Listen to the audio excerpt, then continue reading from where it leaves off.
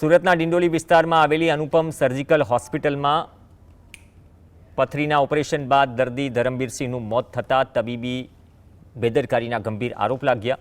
પરિવારે આક્ષેપ કર્યો કે ઓપરેશન પહેલાં તમામ રિપોર્ટ સારા હોવા છતાં ડોક્ટરની બેદરકારીથી દર્દીનું મોત થયું, જેના વિરોધમાં તેમણે હોસ્પિટલ બહાર મૃતદેહ મૂકી કાર્યવાહીની માંગ કરી.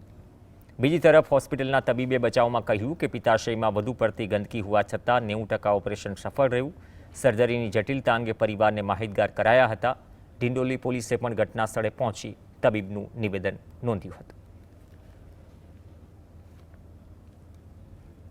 શ્વાસોશ્વાસની ક્રિયા બી વ્યવસ્થિત છે, સારું છે, હું ઓબ્ઝર્વ કરું છું. અને પછી મેં તો સારું, તો પછી કે હું નીકળું છું, ત્યાં સર્જરી લેવાઈ ગઈ છે.